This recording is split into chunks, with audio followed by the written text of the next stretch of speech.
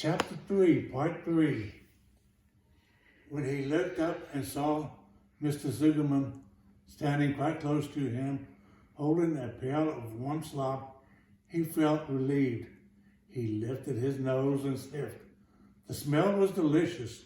Warm milk, potato skin, wheat middlings, Kellogg's cornflakes, and a popover left from Zuckerman's breakfast.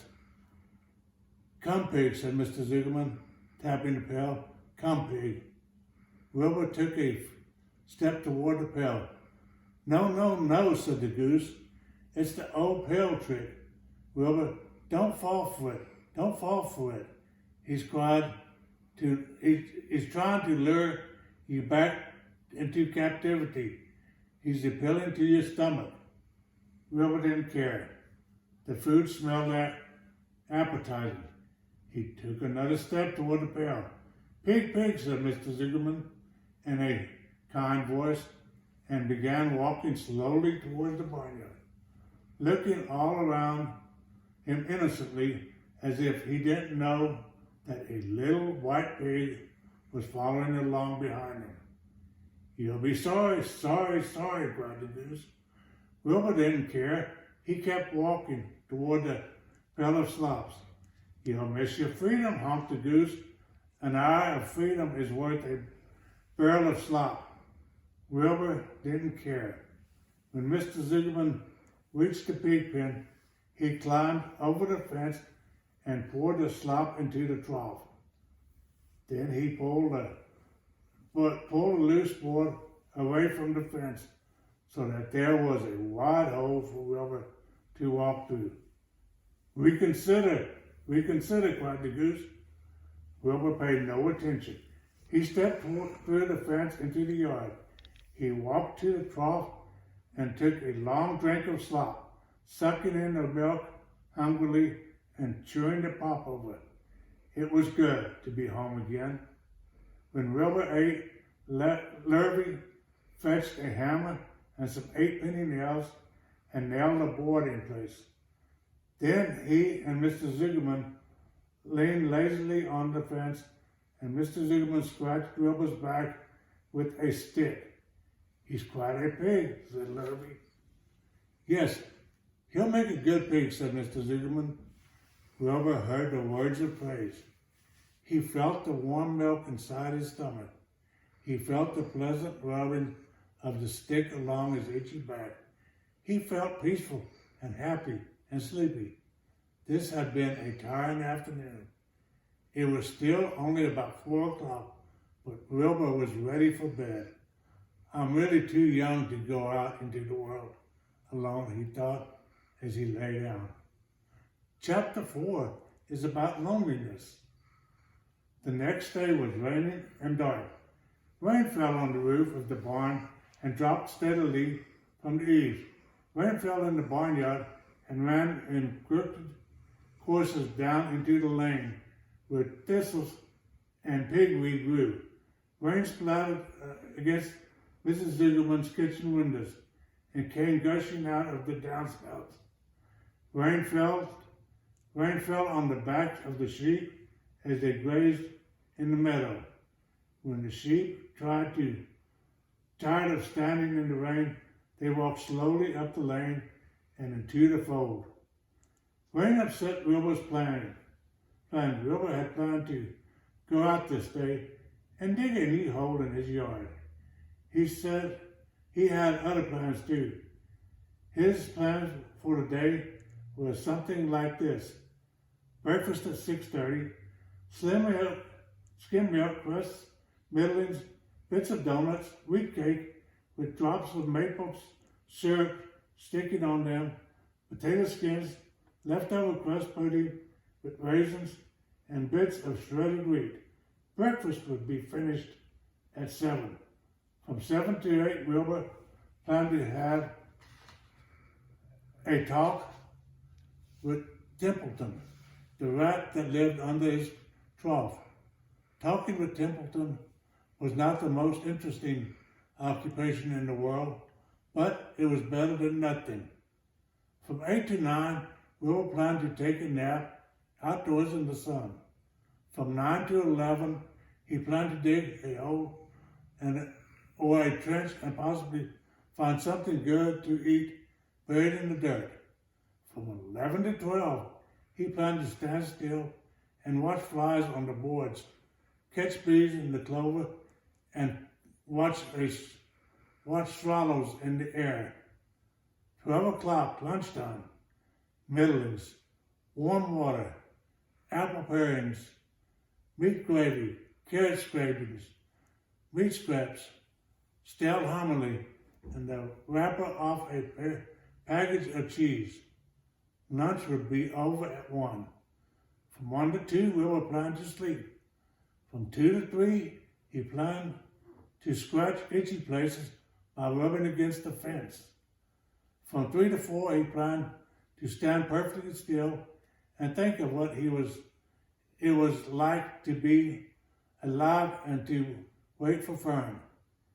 At 4 would come supper: skim milk, pulverin, leftover sandwich from Lurvy's lunchbox, prune skins, a morsel of this, a bit of that, fried potatoes, marmalade drippings, a little more of this, a little more of that, a piece of baked apple, a scrap of upside-down cake.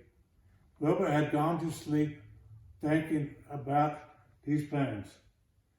He awoke at 6 and saw the rain, and it seemed as though he couldn't hear it. I get everything all beautifully planned out, and it has to go and rain, he said. For a while they stood gloomily indoors.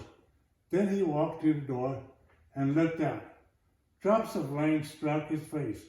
His yard was cold and wet. His trough had an inch of rainwater in it. Templeton was nowhere to be seen. "Are you out there, Templeton?" cried Wilbur. There was no answer. Suddenly Wilbur felt lonely and friendless. "One day, just like another," he groaned. "I'm very young. I have no real friend here in the barn. It's going to rain all morning and all afternoon, and Fern won't come to in such bad weather. Oh, honestly."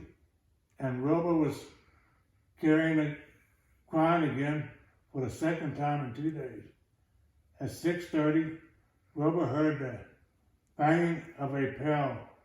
Lurvy was standing outside in the rain, stirring up breakfast. "Come on, Pete," said Lurvy. Wilbur did not budge. Lurvy dumped the slops, scraped the pail, and walked away. He noticed that something was wrong with the pig. Wilbur didn't want food. He wanted love.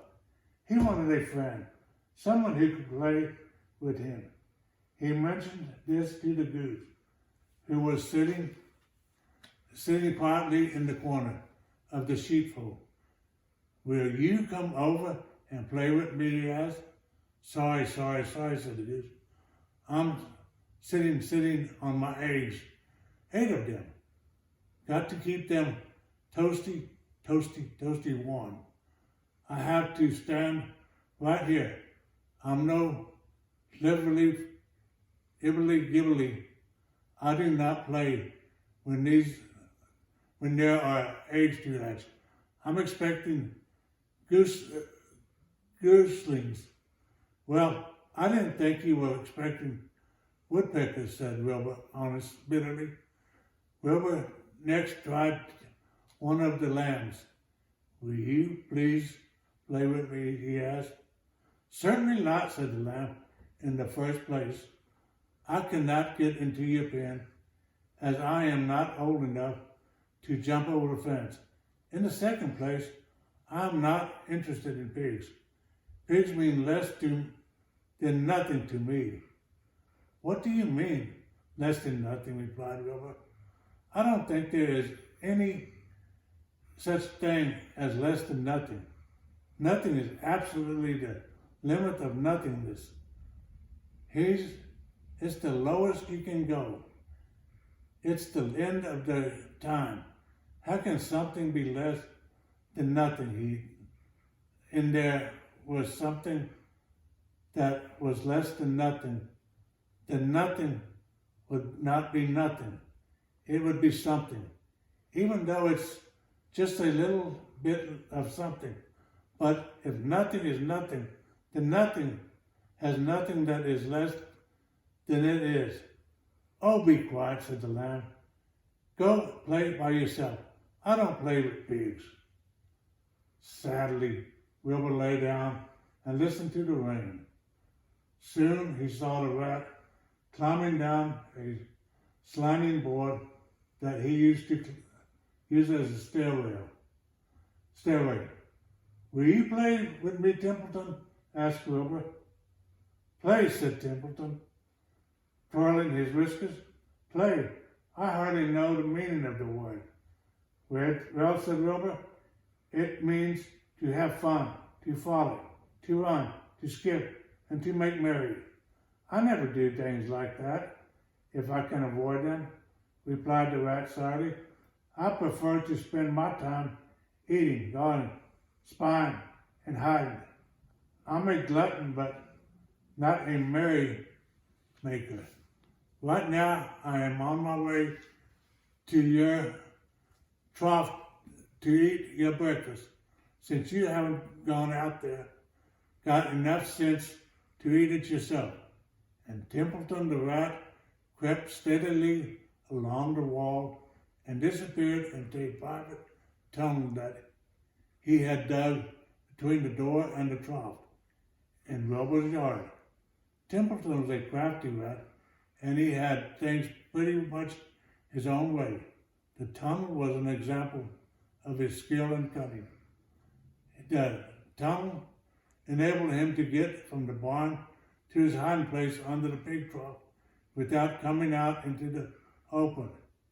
He had tunnels and runways all over Mr. Zuckerman's farm, and he could get from one place to another without being seen. Usually he slept during the daytime and was abroad only after dark. Wilbur watched him disappear into his tunnel. In a moment he saw the rat's sharp nose poke out from underneath the wooden trough. Cautiously, Templeton pulled himself up over the edge of the trough. This was almost more than Wilbur could stand. On a dreary, rainy day, to see his breakfast being eaten by somebody else. He knew Templeton was getting soaked out there in the pouring rain, but even that didn't comfort him. Friendless, rejected, and hungry, he threw himself down in the manure and sobbed. Later that afternoon, Lurvy went to Mr. Zuckerman. I think there's something wrong with the pig of yours. He hasn't touched his food. Give him 2 spoonfuls of sulfur and a little molasses, said Mr. Zuckerman. Wilbur couldn't believe what was happening to him when Lurvy caught him and forced the medicine down his throat. This is certainly the worst day of his life. He didn't know whether he could endure the awful loneliness anymore. Darkness settled over everything. Soon there were only shadows and the noises of the sheep chewing their curds, and occasionally the rattle of a cow chain up overhead. He can imagine Wilbur's surprise when out of the darkness came a small voice he had never heard before. It sounded rather thin, but pleasant. Do you want a friend, Wilbur? It said. I'll be a friend to you. I've watched you all day, and I like you. But I can't see you, said Wilbur, jumping to his feet. Where are you? And what are you? I'm right up here, said the voice. Go to sleep. You'll see me in the morning. Chapter 4 is finished.